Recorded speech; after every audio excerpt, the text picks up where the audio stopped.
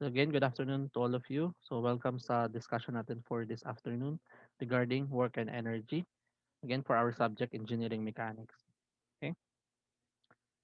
So learning outcomes. So hopefully at the end of the session, ito yung mga items na kailangan masatisfy natin. No? First one is to discuss yung concept ng work and energy.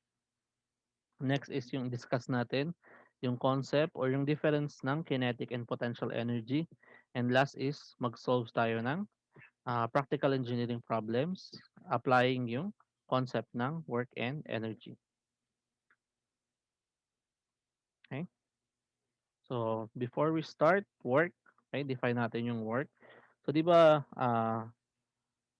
kung halimbawa tayo, wala tayong knowledge regarding dun sa formal definition ng work, di ba, minsan iniisip natin pag sinabing work, ibig sabihin niya is yung pagpunta natin sa, halimbawa, yung sa case ko, pagpunta ko ng school, ang work para sa akin is yung nagbibigay sa akin ng income.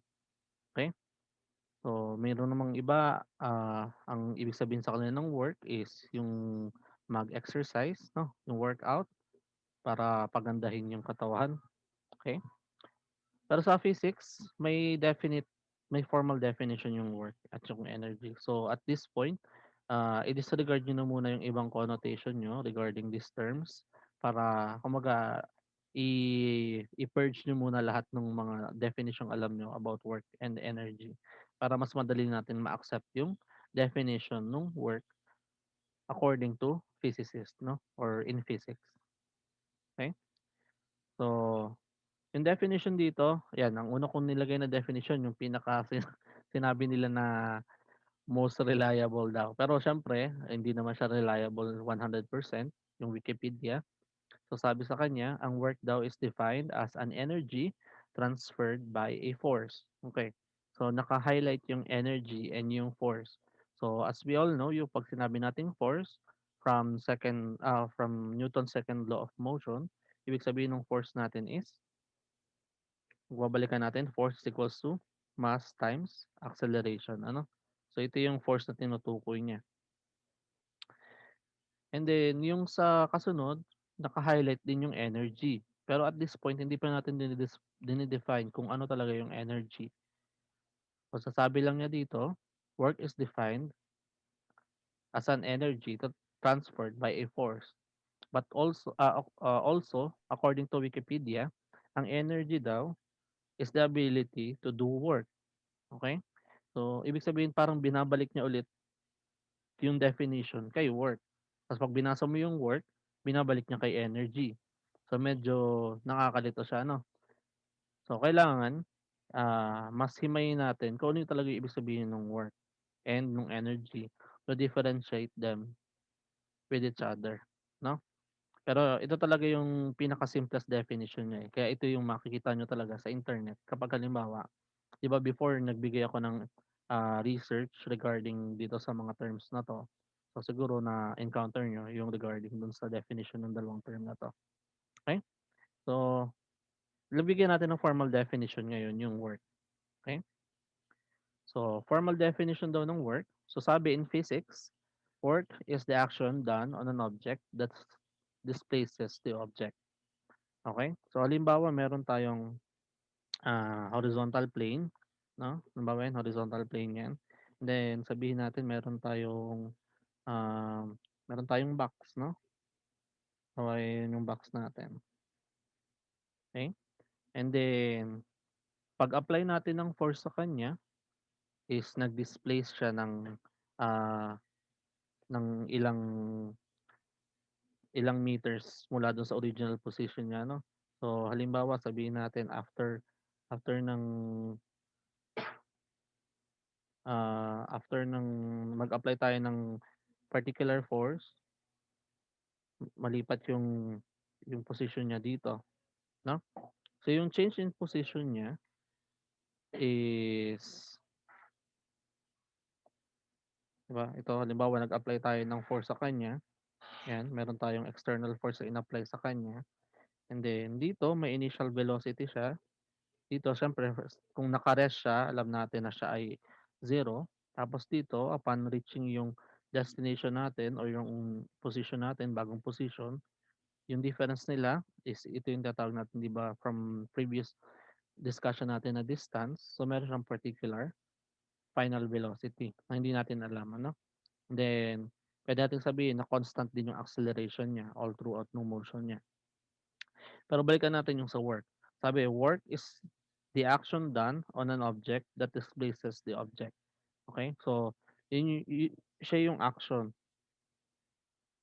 no? Na na-experience ng object dahil dun sa force na in-apply natin, tapos nagkameron siya ng displacement.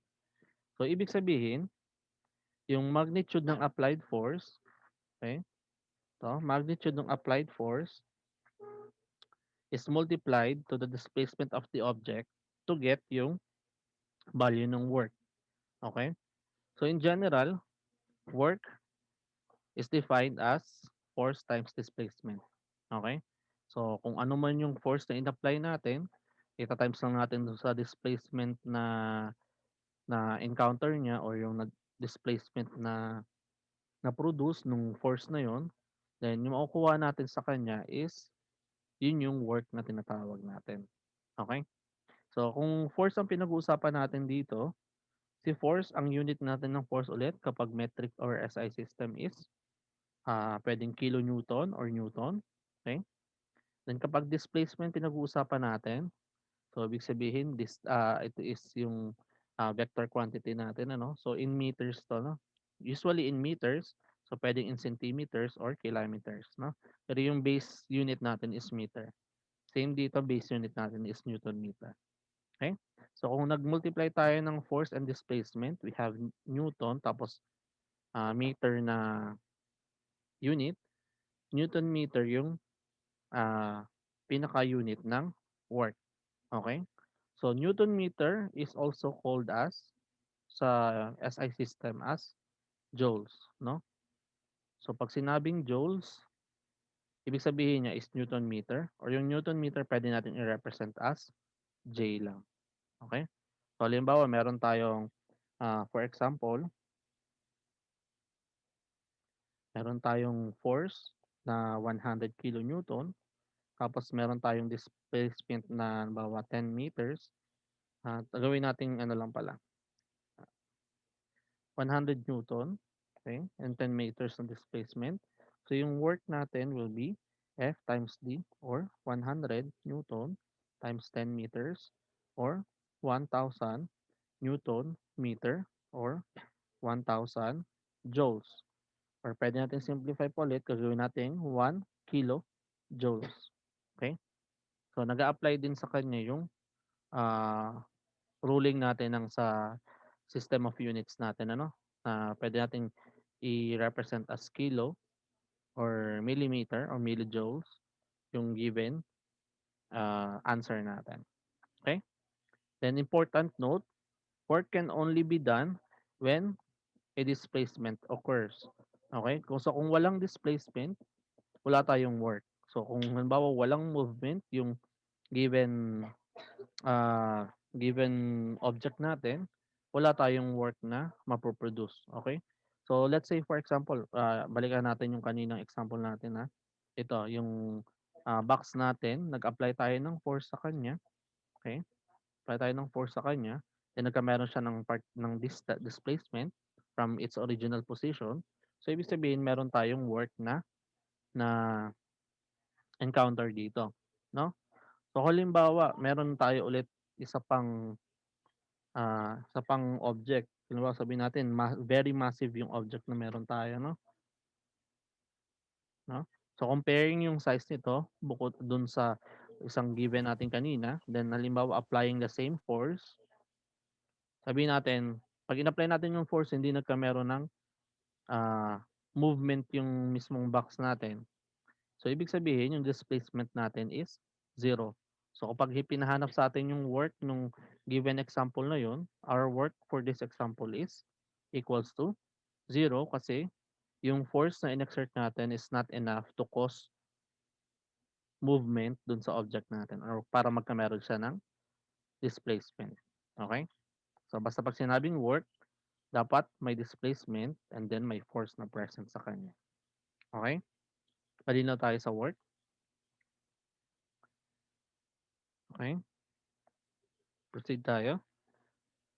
So, in addition, sabi, pag pinag-uusapan ng work, only the component of the force parallel to the displacement is the one contributing to the value of work. So, ibig sabihin, kung ano yung change in location natin or yung movement natin, yung parallel force lang yung i-consider natin sa kanya. So, ano ibig sabihin nun? So, halimbawa, meron tayo ulit yung given box natin, ano?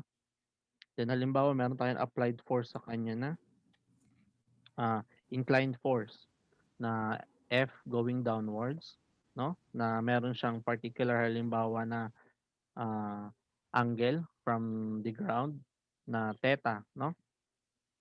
'Di ba pag minove mo naman siya, pag tinulak mo siya, yung movement ng box natin will be papunta dito, no? Okay? Ah, so yung movement na na-cause niya is nagkameron tayo ng displacement. Okay? Pero yung para ma-identify natin yung work sa kanya, kailangan yung parallel lang doon sa displacement natin. And for this example, yung displacement natin is along the horizontal lang, no? Along x-axis lang kumbaga. Kung halimbawa meron tayong axis na xy axis, ang movement natin is along x lang. So kailangan para makuha natin yung work na kailangan natin, so ibig sabihin F times D. Pero yung F na kailangan natin dito is anong particular F lang? Dapat yung horizontal component lang ni F. Okay? Kasi yun lang yung magiging parallel kay displacement natin. Again, yung displacement natin is ito, no? Yan. Horizontal yung movement natin. So, yan yung D natin. So, kailangan yung kukunin nating force para kunin si work is horizontal lang din. So, si F na inclined is meron siyang component na Fx, tsaka meron siyang component na Fy. Okay? Kaya meron kayong makikitang mga formula. So, pag kinuha natin halimbawa yung triangle na yun, yung na-form na triangle, pwede natin kunin na, okay? Ito yung Fx, ito yung Fy, ito yung F, then yung theta natin is equivalent dito. Okay? So, para makuha natin si Fx, using yung trigonometric ah, ano natin, function natin. So, we have cosine Fx, try natin cosine theta. Cosine of theta is adjacent over hypotenuse. So, adjacent natin is Fx over hypotenuse natin na F. So, ang value natin ng Fx is equals to F cosine of theta. Okay? So, yung magiging work ngayon na kailangan natin will be W is equals to F cosine of theta D. Okay? So, para makuha natin yung work dyan, ito lang yung kailangan nating formula sa kanya. Okay? So, ibig sabihin kung inclined siya, laging yung horizontal component lang kailangan natin. So, paano kung halimbawa yung kaninang example natin original na yung body natin is applied by a horizontal force, okay? So, yan yung F natin. So, 'di ba nakita natin siya na wala siyang inclination. So, kung halimbawa using the same formula na may cosine theta, so F cosine of since wala siyang inclination, 0 is equals to cosine 0 is 1. So, babalik tayo sa W is equals to FD. Okay? Tapos kung halimbawa yung application ng force natin is sabihin natin yung in-apply nating force ngayon is ah, tinuunan natin pababa o pinush natin pababa yung force natin. So, kung i-consider natin yung angle niya along sa horizontal, meron siyang 90 degrees na angle, no? So, kaya pag halimbawa kinompute natin yung work niya, F cosine theta D, W is equals to F cosine of 90 D. And when we check cosine of 90 is 0. So, multiplying F and D with 0 will resolve sa work is equals to 0. Okay? Kasi hindi din nagkameron ng work doon kasi nag-zero yung value natin. Okay? So, yun yung difference nung mga equation na yan. Basta tandaan nyo, kailangan yung force parallel lang dun sa displacement nyo. I-consider natin for determination ng value ng work na existing dun sa body natin. Okay? Next. Some remarks dun sa definition natin ng work. So, number one is work is a scalar. So, ibig sabihin, may siyang magnitude. So, yung magnitude natin can be positive or negative. Okay? So, positive yung work kapag yung observed natin applied force ay same direction ng motion ng object. Mas negative naman yung work kapag opposite siya ng direction ng object. Okay? So, halimbawa, meron tayong given na block ulit. No? So, halimbawa, pinupush mo siya sa yung force na in-apply mo is papunta dito. No? So, definitely, yung work na makukuha natin. So, halimbawa, kinonsider natin na sa horizontal block siya. So, possible na positive yung work na nag-exist sa kanya. Pero hindi lang naman force, yung external force lang yung nag-act sa kanya eh. So, ito quick discussion lang. So, halimbawa meron tayong horizontal block, no? Ay meron tayong block na naka-rest sa isang horizontal plane and then pinush natin siya, no? Pinush natin yung block na 'yon. Ano yung force na nagre-react sa kanya pag pinush natin yung object na 'yan? Anybody? Kung anong tawag dun sa force? Na Friction ba po? okay, correct. So, sino yun? Sino yung sumagot? Dagdag ko Pasero po. okay. So, Mr. Acero, wait lang. So, tama 'no, friction. So, yung friction is hindi siya, siya yung ine-exert nung ground natin ano, dun sa object na nagre-resist dun sa movement natin. Kaya 'di ba kita niyo 'pag naglalakad tayo, kaya tayo nagmo-move kasi in-exert nating force sa paa natin, kina-counteract ng friction kaya nagkakameron tayo ng movement. So dito, meron tayong friction na nag-a-act sa kanya, no? So friction automatic 'yan. Kasi kailangan 'di ba, yung isa sa Newton law dapat may opposite reaction lagi yung force natin, no? So yun yung opposite na nag-a-act sa kanya. And then kapag merong weight yung object natin, okay? So mass, so may weight. So acting 'yan dun sa CG ng object natin. So ano yung nagka-counteract dun sa weight natin? Nagre-resist ng weight. So kung may downward force tayo, dapat may upward force tayo. Anong tawag dun sa upward force? Anybody? Normal force po. Okay, normal force. Sino po yun? I-record ko lang. Mr. Arcelo, Mabuting po, sir. so okay, mabuting. Okay. Hindi ko kasi makita yung ano, okay? So thank you Mr. Mabuting. So normal force yung tawag sa kanya. No? So I'm discussing this kasi gagamitin natin 'to mamaya sa example, no? Para alam natin yung lahat na nag-act dun sa force natin. So meron tayong normal force dito. And si normal force is yun nga, pag halimbawa walang ibang external force na nag-act sa kanya na vertical, equal siya dun sa weight natin. And anong formula ni friction force? Friction force is equals to with relation sa normal force from physics. Anybody from physics? So friction force is equals to okay. So friction force is equals to the coefficient of friction times yung normal force natin. Okay? So basically bawat horizontal plane natin or yung ground natin, meron siyang iba't ibang coefficient of friction. So ito. So mainly ito is pag pinapanap yung friction sa problem, usually given tong value na 'to, no? So minsan given na 'to, no? So gagawin mo lang 'pag nakuha mo na yung normal force mo, multiply mo lang dun sa coefficient of friction mo para makuha mo yung friction force. Okay? Then kapag halimbawa, balik tayo dito sa remarks natin para ma-identify natin yung kung positive o negative work. So kung halimbawa nangyari na mas malaki yung value ng force applied natin mula dun sa friction force natin, so ibig sabihin meron tayong positive work. Okay? Then kung halimbawa mas malaki yung friction force natin, tapos kung halimbawa may other tayong applied na external load, o yung opposing dun sa motion natin yung mas malaki ang value ng work, natural yung magiging value ng work natin is a negative work. Okay? So yung paglagay ng positive and negative sign dun sa work natin sa problem mamaya is very important kasi it will determine kung tama yung na-solve nating ah, problem.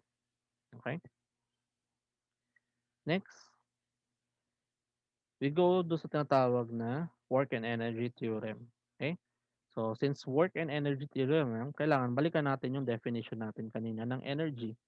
So sabi ni 'di ba natin kanina, ang energy natin, ang definition ng energy from our previous definition is the ability to do work. Okay? So ability to do work, alam natin ngayon na si work is equals to force times distance. Okay? So dito, sinabi lang niya na si energy is the capacity to do work. Okay? So para mas ma-explain si energy, kailangan natin i-introduce yung work energy theorem na tinatawag. Okay? So yung work energy theorem, in-state niya na yung work done by the sum of all forces acting on a particle is equals to the change in kinetic energy of the particle o yung tinatawag nating energy and motion. Okay? So, ang ibig sabihin niya, so in symbol, ang ibig sabihin niya nun is yung work done by the sum of all forces. So, meron tayong network, no? Is equals to dun sa change in kinetic energy. So, yung change in kinetic energy. So, yan yung ibig sabihin ng work energy theorem. So, ibig sabihin, kailangan kunin natin yung positive and negative work na nag-act dun sa body natin, i-equate natin yun dun sa change in kinetic energy. So, yung from final and initial kinetic energy. Pero later, i-discuss natin kung ano yung tatawag natin kinetic energy na yun, ano? Yung, or yung energy of motion. Pag na-define na natin tong work energy theorem, magkakameron na tayo ngayon ng proper definition kay energy. Kasi si energy daw is a property ng any physical system na pwedeng i-transfer, no, to other physical system na often yung way ng pag-transfer niya is sa form ng work. Okay? So, through work, 'di ba sabi nga natin energy cannot be created nor destroyed, no? Puwede lang siyang ma-transfer from one another. Okay? So, yung typical example niya halimbawa is halimbawa meron kayong solar panel sa bahay niyo. So, from the solar energy from the sun, ta's yung sa solar panel mo, iko-convert niya to electrical energy. Then sa electrical energy, para halimbawa magamit mo yung appliances, iko-convert niya to mechanical energy to produce yung air dun sa fan natin. Okay? So, hindi tayo nag-create ng bagong energy, we just convert it from one form to another. So, beauty din yung nangyayari dito sa work energy theorem, no? Okay?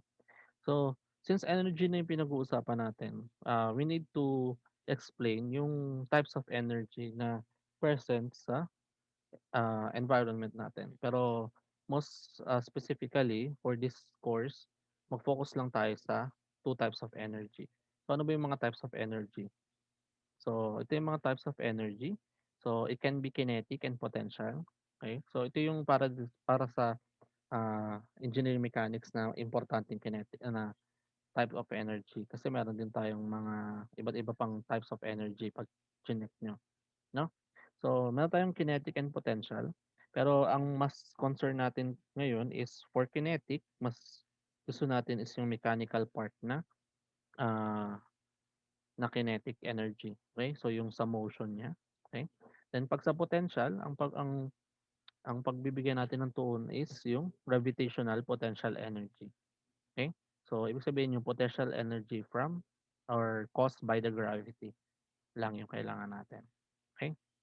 So, let's start with kinetic energy. Okay? So, sa definition ng kinetic energy, sabi sa kanya, it is an energy that an object possesses by virtue of its motion. Okay? So, kapag halimbawa nagkameron ng motion yung body natin or nag-move siya from one place to another, meron na agad siyang pinopossess na kinetic energy. Kaya tinatawag siya laging energy of motion, no? So, si kinetic energy, energy of motion yung tawag lagi sa kanya, no? Okay? So, paano makukuha yung formula ni kinetic energy? So, from Newton's second law, okay? Newton's second law is yung force is equals to mass times acceleration. Okay? Then we have already defined kanina na si work is equals to force times displacement. Okay? So, pwede natin substitute yung value ng F dun sa W. So, ito is magiging MA times D. Okay? So, we have ngayon yung bagong formula ng work natin na M times A times D. Then, from kinematics, meron tayo di ba nung ah, yung formula for object with constant acceleration. So, pagbabalikan nyo yung mga list of formulas natin, meron tayong final velocity squared is equals to initial velocity squared plus 2AD. So, ito yung isa sa formula natin. So, para ma-substitute natin, pwede natin kunin yung value ni AD dito. No? So, pag nire-arrange natin yung formula, it can be AD is equals to BF squared minus BI squared all over 2. Okay? So, applying that dun sa original work formula natin, this will be M times 1 half ng BF squared minus BI squared. Okay? Or pag sinimplify natin, work is equals to 1 half mass times BF squared minus 1 half mass B initial squared. Okay? So, ito ngayon yung bagong form ng work natin. By definition, itong nasa right side of the equation natin is yung tinatawag nating change in kinetic energy. Kasi from final, pina-minus natin yung initial value natin. So, therefore, ang kinetic energy, ang pinaka-formula niya is equals to 1 half mass times velocity squared. Okay? So, pag chinek natin um, yung unit natin, so that will be 1 half meters, sorry, tanggalin ko yung 1 half. So, kung formula lang pag-usapan natin, this will be meter, tapos velocity, so meter per second, meters squared per second squared. Okay? And then, si mass, si mass is, ang unit niya is kilograms. Okay? Okay? So, pag pinaghiwalay natin yung isang meter, kilogram, meter per second squared, times meter. So, ito is magiging Newton. So, Newton meter or joules. So, ibig sabihin, si kinetic energy is joules din ang unit niya. No? Okay? So, ito yung pinaka-formula natin ng kinetic energy. Okay? So, yan. Sinulat ko na ulit. So, kinetic energy is equals to 1 half mass times velocity squared. Okay? Note natin na kapag halimbawa meron tayong two object, yung isa is mas malaki ang mass, pero nasa same tayo ng initial position, no? So halimbawa si M1 and M2. So by do sa figure natin nakita natin mas malaki yung mass ni M2, no? So kapag dinrap natin ng sabayan, pag tinanong kung alin yung mas malaki ang kinetic energy, so since mas malaki yung mass ni M2, dito sa formula natin naka-multiply siya, ibig sabihin si M2 will possess a greater value of kinetic energy. Kaya nakalagay dito, if two objects with different masses move the same velocity, okay? So halimbawa, same sila ng speed, ng velocity pagbaba, no? So the more massive the object, the more kinetic energy it possesses. Okay? So kaya mas malaki yung kinetic energy na makukuha nyo dun sa bigger mass ng ball natin. Okay?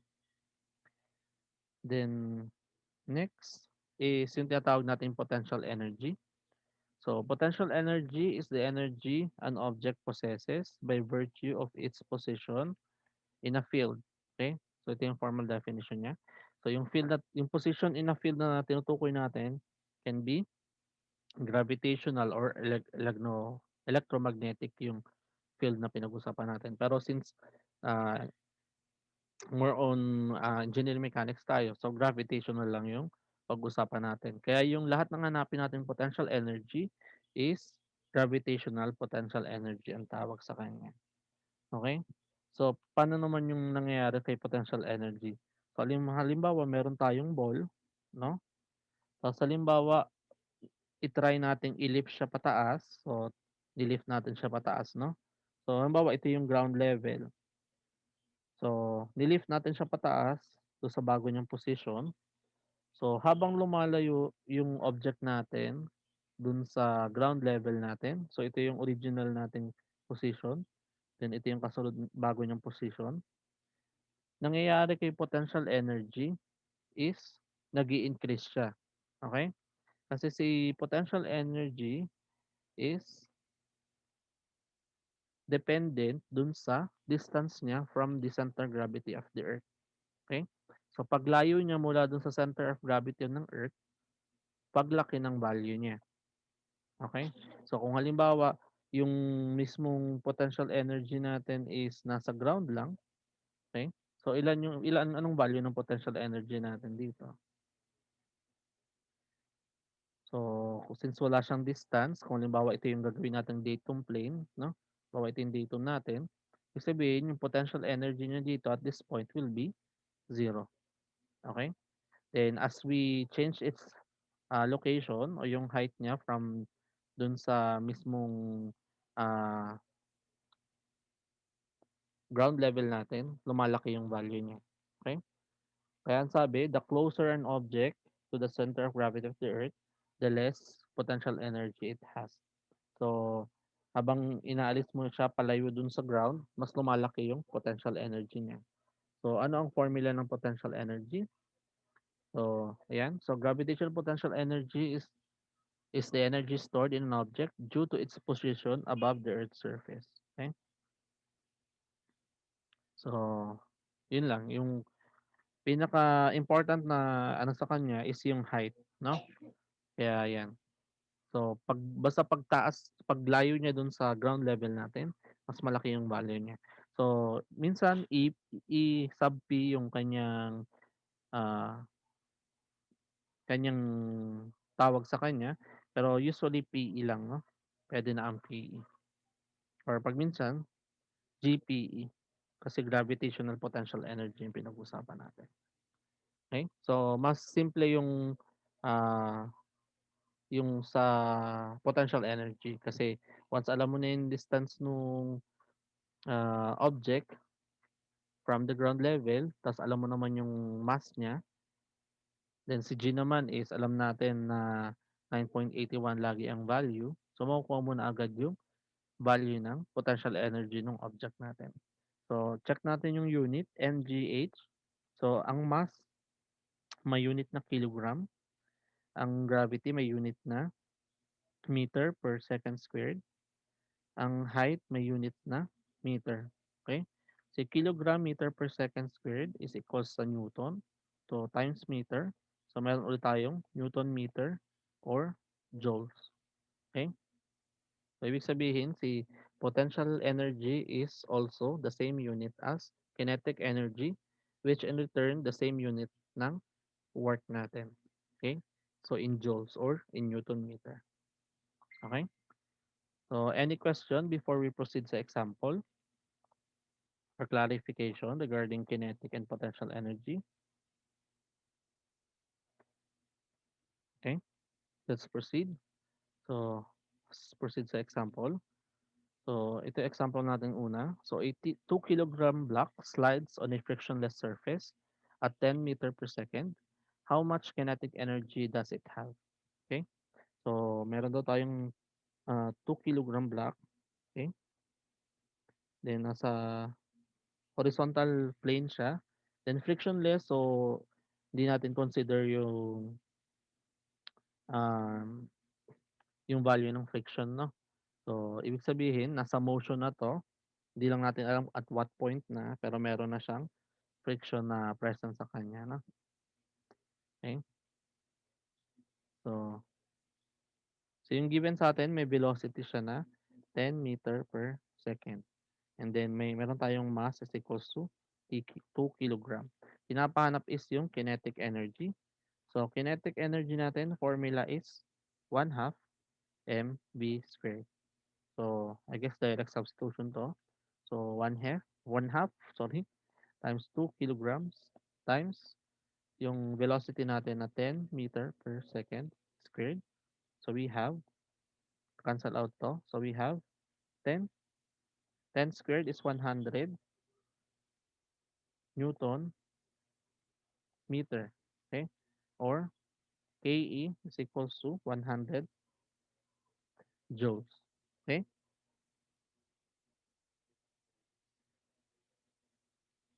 So, yan yung sa example number 1. Question. Siguro, simple pa to, no? Kasi direct substitution lang tayo.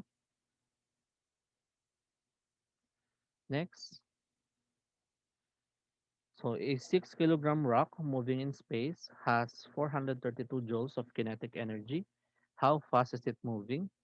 So, pwede natin isulat na lang yung mga given natin. So, we have mass na 6 kilograms. Then, nagpopossess siya ng kinetic energy na 432 joules. Pinapahanap is yung velocity niya. So, from the formula, kinetic energy is equals to 1 half mass times velocity squared. So, 432 joules is equals to 1 half times 6 kilograms times velocity squared. So, pag sinimplify mo, multiply mo na lang, no? So, V squared is equals to 432 Newton meter times 2 over 6 kilogram. Then, ano natin, na si kilogram, Newton is kilogram meter per second squared ang unit. Okay? So, mangyayari, cancel out yung kilogram. Matitira is in meter squared over second squared. So, yung value natin, so 432 times 2 divide 6. So, 144.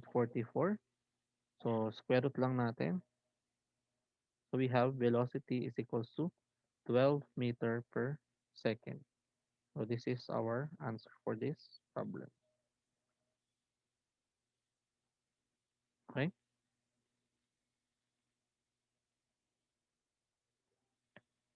Okay, next. Number 3. So, a 5 kilogram book is held 10 meters above the floor. Okay, floor. How much potential energy does it have? Then, yung second question, what is the height of the book if it has 1,300 joules of potential energy? Okay? So, first situation muna tayo. 5 kilogram book. So, limbawa, ito yung book natin. May mass siya na 5 kilograms. Held 10 meters above the floor. So, ito yung floor level natin. Then, ang distance niya is 10 meters. Pinapahanap si potential energy. So, from the equation of potential energy equals to mgh. So, mass natin is 5 kilograms times yung gravity natin na 9.81 meter per second squared times yung height natin na 10 meters. Okay? So, ang answer natin is 5 times 9.81 times 10. So, we have 490.5. So, kilogram meter per second squared is Newton meter. Okay? So, ang potential energy natin will be 490.5 joules. So ito yung answer natin for letter A or yung first question natin. Okay? Then sa number 2, what is the height of the book if it has 1,300 joules of potential energy? So same formula. Ngayon ang unknown is yung height. So kunin muna natin yung derived na formula by dividing both sides of the equation by mg. Then yung given natin 1,300 joules or kilogram meter per second squared divided by 5 kilograms times 9.81 meter per second squared. Okay? So, mhm, kilogram. Okay. So, ito is Newton times may meter pang isa. Okay? So, cancel out to. Cancel out. So, we have H is equals to 1,300 divide 5 times 9.81. We have 26.504 meters na height. Okay? So, yan yung number. Letter B natin. Okay? Question for this number. Okay? So, if you have question, kindly interrupt me, no? Before proceeding sa next natin. Okay? Next. Okay? So, nagbabago na tayong difficulty ng question, ha? Paiba na ng paiba to. Next question. A 3 kilogram ball is launched upward at a speed of 19.6 meter per second from the ground. How high does it go? Then, how high is it when the upward speed is 9.8 meter per second? Calculate the kinetic and gravitational potential energy at each of these points. Okay? So drawing muna natin, no? So, meron tayong ball. Okay? So, yun yung initial position niya. Then, inano natin siya pataas, no? So, magta-travel yan. Yung ma-reach na yung pinaka-max position niya, ito. Then, babalik siya pababa. Punta sa original nating location, no? Then, from the ground, nag-release tayo ng 19.6 meter na velocity. So, yung first natin, okay, gawin kong ito yung position A, position B, position C. Okay?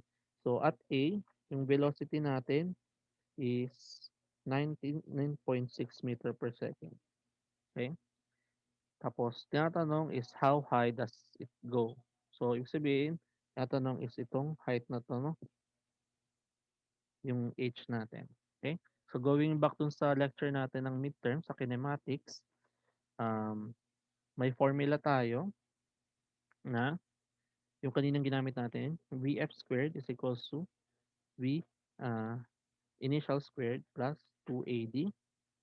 And then, tingnan natin yung given. Kung at point B yung pag-uusapan natin dito sa point na to, so pagtapo natin ng bola, ano mangyayari dito? Ito yung final position niya kung considering natin yung height na h, no? So, ibig sabihin sa final velocity natin, anong value? Since na-reach na natin yung maximum point, ibig sabihin yung value ng velocity natin dito is 0. Okay? Ibig sabihin yung final velocity natin for this equation is 0. So we have 0 is equals to initial velocity natin is yung 19.6 meter per second squared plus 2 times anong acceleration gagamitin natin? Acceleration due to gravity. Pero anong sign ng acceleration natin? Positive, negative. Okay? So pag acceleration due to gravity, tendency niya lagi is to pull down yung mga object natin. So downward siya. So ang acceleration due to gravity natin is negative 9.81 meter per second squared. Okay? Kaya yung lalagay natin dito, negative 9.81 meter per second squared times yung d natin o yung hinahanap nating height. Okay? Then simplify natin yung problem. So, yung paghiwalay natin yung may h sa kabila. So, 2 times 9, 9.81 is 19.62. So, tinranspose ko na. So, meter per second squared times yung h natin is equals to 19.6 squared is 384.16 meters squared per second squared. Okay? Then divide natin both side by 19.62. Okay. Meter per second squared. Meter per second squared. Cancel out to. Um, cancel out yung isang meter sa taas. So we have h is equals to 384.16 divide 19.62. So we have 19.58 meters. Okay? So ito yung answer natin for letter A. Next, tanong is how high is it when the upward speed is 9.8 meter per second squared? Okay? So, kailangan maintindihan muna ulit natin yung analogy kapag nagtatapon tayo ng object, no? So, 'di ba, 19.6 yung starting na velocity niya, pero since may acceleration nagpo-pull sa kanya pababa, ibig sabihin tinatalo niya 'to, no? So, yung velocity 'pag inano mo 'to, kinokontra nung acceleration natin, hinihila niya pababa. Kaya nangyayari pagdating dito sa point na 'to, nagiging zero na yung velocity natin kasi kada bawas mo ng point, eh. 'Di ba nababawasan ka ng 9.81 ng 9.81 per second. So yung 'di ba 'to sasabihin niyo, 'di ba velocity 'to tapos acceleration 'to. Bakit pinagko-compare sila? Ang kino-consider natin is halimbawa per second na tumatakbo sa kanya. So halimbawa dito, at after 1 second ito yung position niya, after 2 second ito yung position niya. So ibig sabihin puwede natin makuha yung value ng velocity after 1 second. So considering yung formulang yun, ano ba yung basic formula natin nun? 'Di ba Vf is equals to yung formula natin before na considering yung acceleration tsaka yung time, 'di ba? So yung Bi plus AT, okey? So kaya puwede so ibig sabihin kaya naging zero 'tong velocity dito, okey? Dahil kada segundo na nababawasan siya ng 9.81, nagiging zero siya. Ngayon ang tinatanong natin dito sa second question is how high kapag 9.81 meter per second na siya. Okay? So, pwede nating i-assume na at this point, ito yung magiging velocity niya is 9.8 meter per second, no? So, ang pinapahanap sa atin ngayon is how high yung location na yan. So, H1 to, H2 to. Gawin natin H2. Okay? So, kung alam na natin yung location na tinitingnan natin, pwede natin i-apply yung same formula. No? So, Vf squared equals to V rho squared plus 2AD. So, ngayon, ang final velocity natin is, para ma-reach tong height na H2, final velocity natin ngayon is 9.8. Okay? So, 9.8 meter per second squared is equals to initial natin na 19.6 meter per second squared plus 2 times negative 9.81 meter per second squared times yung hinahanap natin na distance or yung h2. Okay? So, i-simplify ko na lang. Then, yung makukuha natin na value, direct ako na sa calcu ha, pero i-double check nyo na lang yung value. So, 19.6 squared minus 9.8 squared.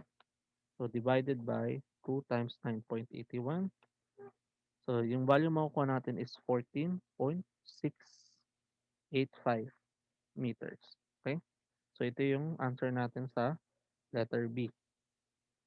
Pero, dapat alam nyo na to kasi midterm nating subject to, no? Ang pinaka dapat concern natin dito is yung last na tanong. Yung calculate the kinetic and gravitational potential energy at each of these points. Okay? So, yung sinasabing point natin, ibig sabihin at point A, no? At point A, at point, tawagin kong dito, no? At point D, Tapos try ko lang din kunin natin yung 'pag at point D na, at point B, 'no?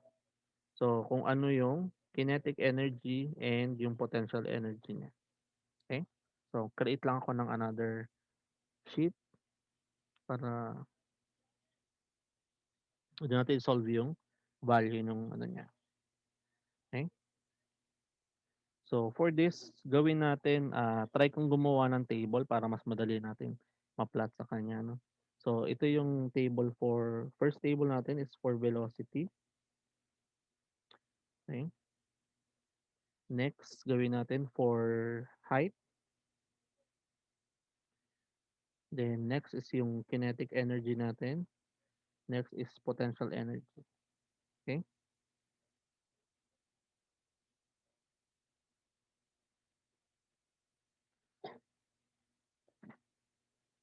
Okey. So, ang check natin is tatlong height 'no. So, at A, at B, okey. So, at A ang height natin is 0, okey. So, 0 meter. At D, so na-compute natin ang height H2 natin is 14.685, okey. 14.685 meters. Then yung last natin is yung, highest point natin na 19.58, okey, meters, okey. Then ang velocity natin, um, lagyan ko lang 'tong okey. So ang velocity natin from initial is, 19.6 meter per second. Tapos yung sa height H2 9.8 meter per second. Then yung last is yung final velocity natin dun sa highest point niya is 0 meter per second. Okay? Ngayon papaano sa atin kinetic energy. So applying yung formula ng kinetic energy na 1/2 times m times v squared. Okay? So apply nyo lang. So 1/2 tas ang mass na given natin again is ano yung given na mass natin? Mass natin is 3 kilograms. Okay? So ibig sabihin para dun sa first column natin, first row natin, so this will be 1/2 times 3 tapos yung value lang ng velocity natin na 19.6 squared. So yung value natin is 3 times 19.6 squared over 2. Okay? So we have 576.24. Again, kinetic energy yan, so joules. Okay? Next, so 1/2, 3 times 9.8 squared. So yung value natin, gawin nyo lang 9.8 yung velocity. We have 144.06 joules. Then next is 1/2 times 3. As yung velocity natin as at the highest point is 0. Okay? So ibig sabihin 0 joules na to. Okay? Then sa potential energy, ang formula natin again is mg times height. Okay? So ito will be 3 times yung gravity natin na 9.8. So ito yung A, ito yung D, ito yung B. Okay? So times yung height natin is 0. Kaya meaning dito 0 joules yung potential energy natin. Then next is 3 times 9.81. Then ang height natin is 14.685. So yung value natin is 3 times 9.81 times 14.685. So we have 432.18 180 joules. Then plus is 3 times 9.81 times 19.58. Okay? So, ito magiging 19.58. So, last natin is 576.239 joules. Okay? So, yan yung hinahanap nating values. Okay? So, bakit naging ganun yung mga value natin? So, i-analyze ulit natin yung ball natin ano. So from initial position, nandito siya, 'no? Then tinapon natin, napunta siya dun sa highest point natin, then bababa ulit siya sa ground level natin. So dito according dun sa na-compute natin, ang meron tayong value ng kinetic energy, 'no? Pero ang potential energy natin is equals to zero. Zero kasi nasa ground level tayo, wala tayong distance sa ground, 'no?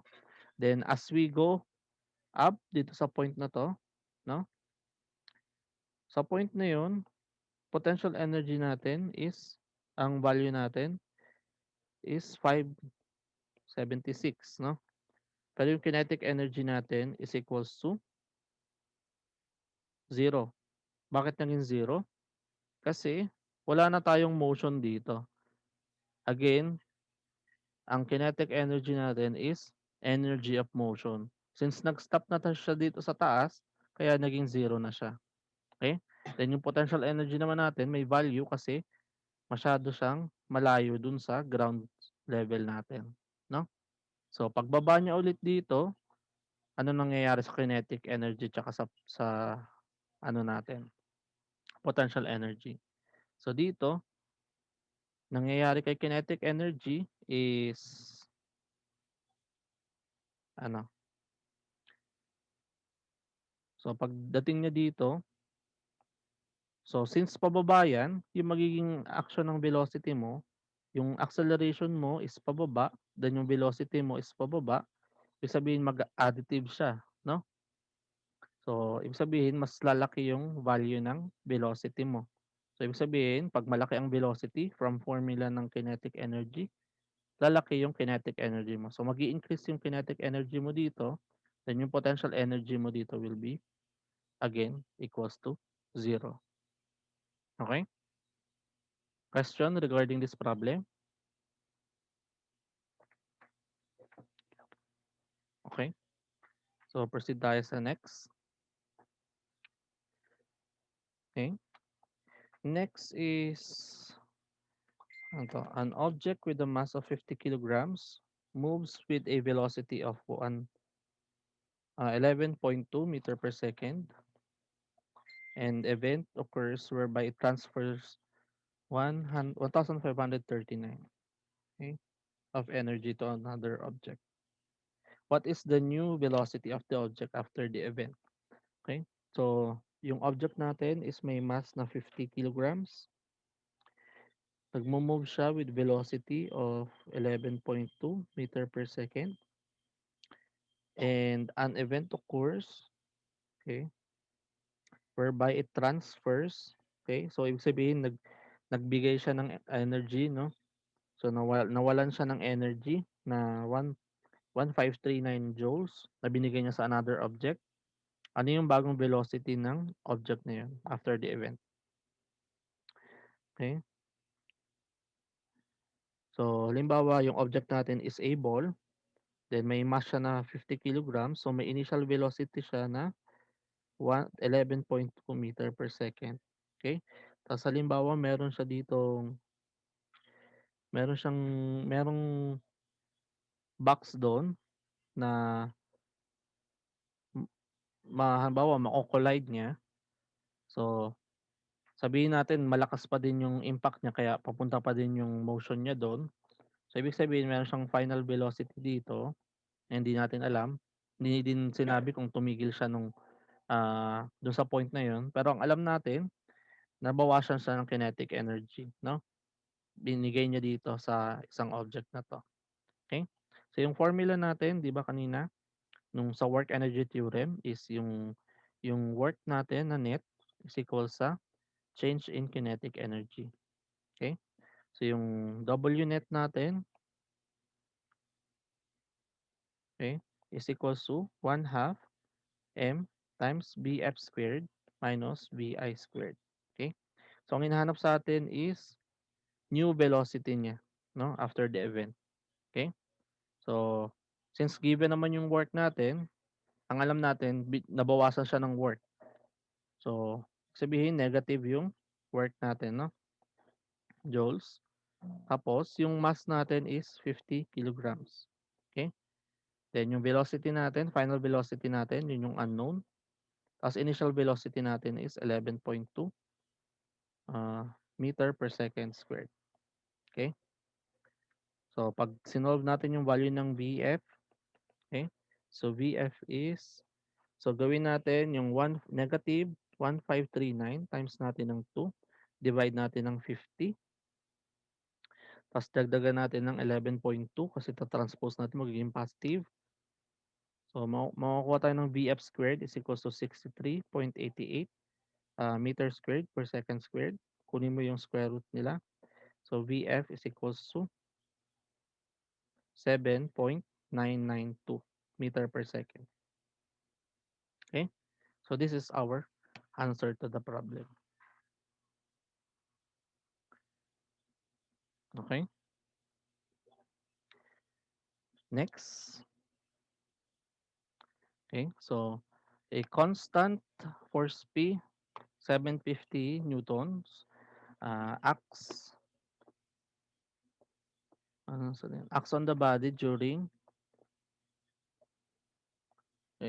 only the first 6 meters of its motion, starting from rest. If the coefficient of friction, mu, is 0.2, find the velocity of the body after it has moved a total distance of 9 meters. Okay? So sabi, may constant force na nag-act sa kanya during the first 6 meters. Okay? So ito yung path natin, halimbawa, no? And then, meron tayong box.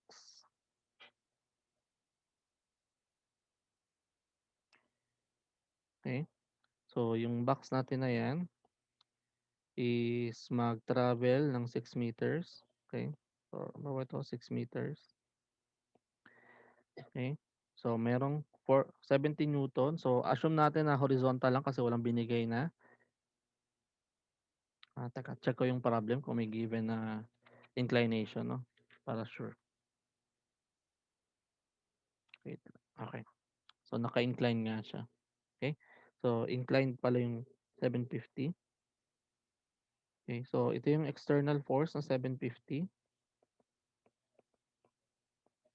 May inclination siya na 3, 4, at 5. Okay? So, nag-act yung force na yon hanggang dito sa first 6 meters niya. Okay? Then, after 6 meters, ano nangyari? So, nag-start siya from rest. So, starting from rest, so ibig sabihin, initial velocity natin is 0. Coefficient of friction, mu is 20. Find the velocity after it has moved a total of 9 meters. Okay? 9 meters yung total, so ibig sabihin magmo-move pa siya ng 3 meters, no? Ah, okay, so ito. Ayan. So ito yung an additional 3 meters pa. Okay? Okay. So identify natin yung mga forces na nag-act sa kanya dun sa mga position na yan. Okay? So we have A, B, at C. Okay? So again kanina, dun sa discussion natin, kapag meron tayong block o object, ah, may given mass siya, dun na sa problem. Wait, okay. So yung given mass natin is in weight yung given, sorry. So velocity is 0. So given weight natin is 1,600 newton. Okay? Then meron tayong coefficient of friction. So ibig sabihin may nag-act tayong friction dito, friction force, no? Then meron tayong syempre normal force. Okay? So ito yung para sa 1, ito yung para sa 2. Yan yung ibig sabihin ilang force yung nag-act dun sa unang ano natin. Meron tayong 1,6, meron tayong 750, na meron siyang component na PX tsaka PY, no? So meron siyang PX, meron siyang PY. Okay? So may effect yan sa pagkuha ng value ng normal force natin. Okay? So N1 to. Okay. And then pagdating sa 6 meters, tatanggalin mo na doon yung 750 newton na force. So matitira doon sa 6 meters natin is yung 1,600 newton na lang na force. and then yung bago nating normal force lang, no? Then yung bago nating friction force. Okay? So, ang pinapanap sa atin, find the velocity. So, final velocity after mag-move siya hanggang 3 meters. Okay? So, isa-isahin natin yung block. So, kailangan hanapin natin yung value ng ah, okay, yan. So, hanapin natin yung value ng normal force muna. So, considering yung first figure natin, so itong value na to muna, no? So, normal force natin is summation of y is equals to 0. So, that will be, so, taking positive yung upward. So, meron tayong N1 plus yung 3 over 5 ng P. Okay? So, vertical component ng P. Then, minus yung weight natin is equals to 0.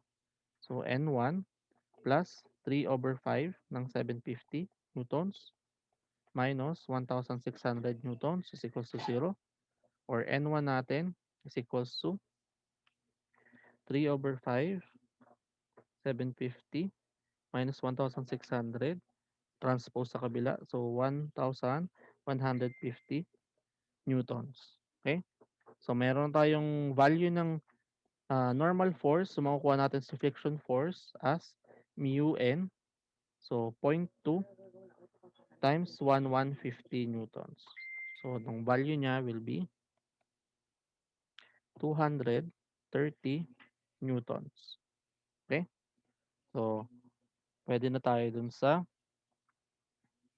okay na tayo dun sa unang, unang figure. Okay?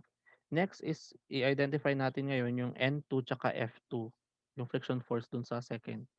Okay? Bago natin gawin yung work energy theorem. Okay? So, summation of forces y is equals to 0, taking positive yung lahat ng vertical. So, dito, figure natin yung second na. So, N2 minus yung W is equals to 0. So, ibig sabihin, N2 is equals to sa value ng weight natin, which is 1,600 Newton. So, therefore, ang FF2 natin, friction force 2 natin, will be mu N, or 0.2 times 1,600, or yung FF2 natin is equals to 1,600. So, 320 newtons. Okay? So, yan. So, identified na natin lahat ng unknown except yung final velocity. Okay? So, paano natin makukuha yan? So, using yung energy theorem natin. Okay? So, energy theorem natin again is work net is equals to difference or change in kinetic energy. Okay? So, yung work na lahat na pwedeng kunin natin. Ano? So, work muna tayo na, again, work is equals to FD. So, sa first figure natin, anong mga work ang pwede natin gawin. So, dapat yung along sa motion lang, no, along dito sa direction na to. So, yung mga force na meron sa direction na yan is yung horizontal natin na PX, no? Tsaka yung friction force natin, no? So, lahat ng along dito sa direction na yun is positive, then yung against is negative. So, yung sa PX, that will be 4 over 5 ng 750. Yan yung value ng PX. And then, um, ano yung distance na ita-travel niya? So, hanggang 6 meters. Okay. Um, okay.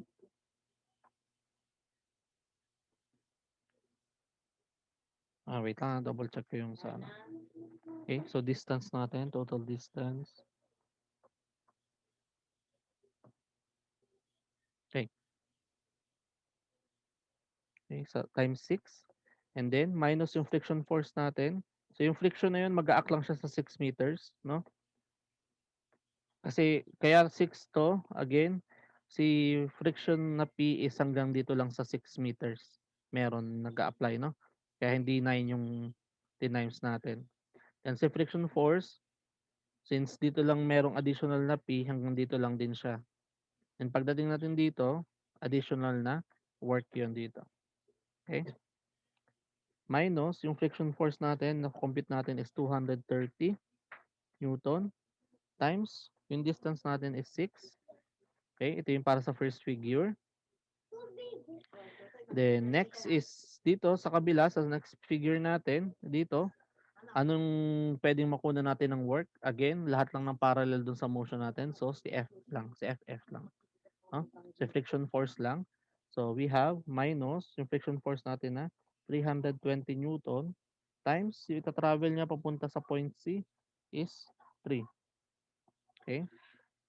Is equals to yung kinetic energy natin. So 1/2 nung mass natin, ang given mass natin is 1,600 newton. Okay? So 'di ba ang mass, ang big given sa atin as weight, ang weight is equals to mass times gravity. Okay? Pero kailangan natin is mass lang, so weight over gravity. So gagawin natin yung 1,600 newton, di-divide lang natin ng 9.81 para maging mass. Okay?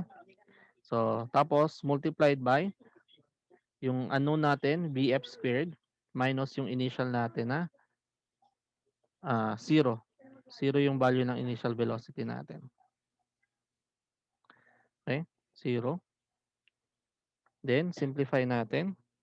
So pag sinimplify, so 4 over 7 or 4 over 5 times 750 times 6 minus 230 times 6 minus 320 times 3. So we have 1,260 is equals to 0.5, 1,600 over 9.81. So we have 81.549 Bf squared. So Bf now is equals to 1,260 divided on then square root. So we have 3.93 meter per second squared. Okay. So this will be your final answer for this problem. Okay. So I guess it's already time. May klase pa kaya ata kayong kasunod. So yung next problem, i-try nyong gawin, no? As practice. So yung answer dito will be um, 6.4 meter per second, no? I-try nyo lang sagutan kung masasagutan nyo. Yung figure niya is ito. Okay, so may applied na 600 newton. Then meron ditong 500 newton. Inclined siya ng 3, 4, 5. Okay. So initial velocity dito. Then meron tayong normal force. Then friction force. Ito yung mga position niya. Okay.